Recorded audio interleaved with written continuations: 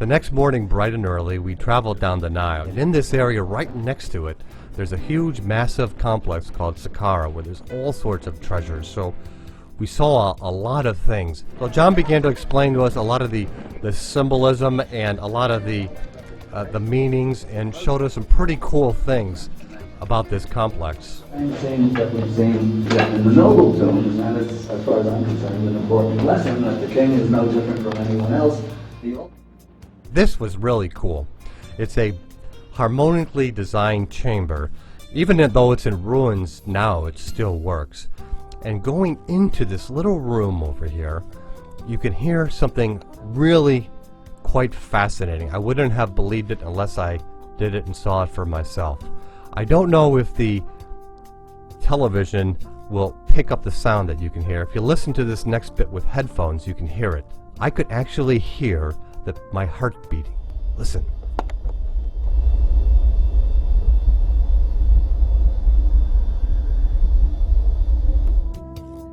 We went next over to the tombs, and I smuggled my camera in. You're not supposed to take pictures inside the tombs anymore. They're pretty strict about that. But I smuggled my camera, which is why the footage is all off. But this is something we'll see more of. This is the very old, called the Old Kingdom. It's a very more simple and powerfully designed that came from the very, very beginnings of ancient Egypt. It's really important to understand that everything in ancient Egypt was colorful. All these walls, all these buildings, particularly in the later stages of Egypt, they use color. They use all their senses. Touch, taste, smell. Everything was beautifully ornate. Look at the precision that they did, how they built things, the craftsmanship that went into it. All of the statues, the buildings, everything showed harmonious relations. I like this one. The balance between the male and the female and the child, the perfect harmony. Later that day in this vast desert, we had an experience that really made me feel like a real pharaoh. We were able to actually go inside one of the pyramids. We walked up about 10 flights of stairs and then down 10 flights of stairs, crouched in half, until we got to the very bottom, the very base, the inner core of the pyramid. And when we got there, oh yeah, it was worth it. Look at the beveling, look at the precision in the walls over here. But even more interesting, here at the very foundation, we see what looks as if the pyramid itself was perhaps built on a megalithic site that was thousands and thousands of years old beyond that time. But what's interesting here, this is a place, it isn't, this is, and the look of this is quite megalithic. You know, people ask me about Egypt, what's it like? And I have to say that I was really surprised at how nice the people were. You can really tell. It's almost as if they carried this over from the ancient times. Yeah, they want your money, but they're nice about it. And everywhere we went, security was tight.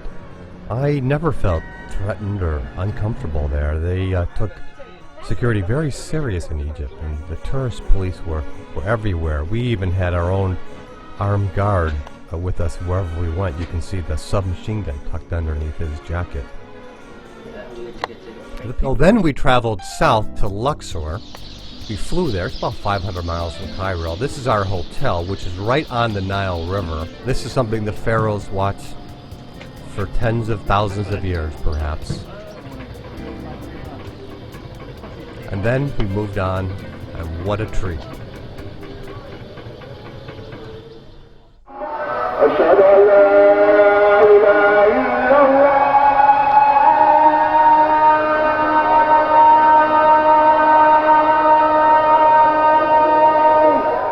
We got at the temple just as the call to prayers. Now, that wasn't happening a couple thousand years ago, but it sort of gave it a really nice effect. This temple was phenomenal. My favorite place in all of Egypt. It was designed, it's believed, as the Temple of Man. It was very intelligently built, and crafted in such a way that it related to the human body. I could go on about this for quite some time, and we went through it very thoroughly. One of the things that interested me was how the symbols and the language of Egypt all was based on religion, and they use plants, they use nature to express small symbols of what they thought were aspects of the Supreme. We You can notice the learn. headdress here. See, it's a vulture. It's so artfully done that you don't even notice that it's there. But in fact, it means the vulture is Mutlu Nechbet, again represent the cosmic femininity. And here it's not a headdress, it's that her whole consciousness is cosmic feminine symbolism there. And there's a whole book in this. On your left is Horus. Horus is holding in his right hand the Ankh, which became the Christian cross. This symbol, we can see the triangle means to give, so this means to give life. The woman here is giving the breath of life. The woman's dress is see-through. She's not hiding anything. Her both hands are right-handed, which usually means active. This may be familiar. Here is the serpent and what appears to be an apple tree. There's the cobra, which represents higher or spiritual wisdom. The bull represents reproductive energies. The crocodile represented death. The hippopotamus, birth. All the animals, if you look deeply at their nature, there's some aspect of that relates to one part of our human existence. Well, there's Sekhmet, which is a lioness on a woman's body representing the power of femininity, something the ladies really enjoyed. There's the ram and the ram's head. This is the jet column. The jet column was the backbone, strength and courage. This is Set. Set's an animal we don't know, but represents the what later became the devil, the dark side, if it were. The Egyptians did have a sense of humor. Here they show the power behind the throne. There were some strange creatures in this country. The next day we drove in a huge convoy with other tourists. We went to the temple of Abydos. Abydos is the temple of Osiris, which is rebirth. Here's where they found the names of all the kings. Kings' names were always circled. Back here, originally buried in the sand, they uncovered this. Now this, John believes, is megalithic, and you can tell by the look, it does look very megalithic. This may be part and linked to the same generation that built the Sphinx some 13,000 years ago. Then we went to the temple of Dendra. Dendra is one of my favorite places. And this is for healing. This is definitely a healing temple. Over there, all the mud brick stuff, that was the sanatorium where they did dream interpretation. Dendra is dedicated to Hathor, the cow or nourishment.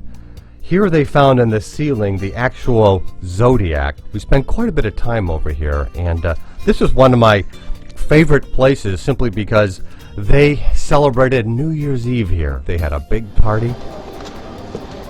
Oh, here you see a typical floor or ceiling, and you see how it's all this weird, because it's not crazy paving, it's all very carefully fitted, but it's all, I mean, there are straight lines, but they're all, in other words, it's a baffle to contain the energy.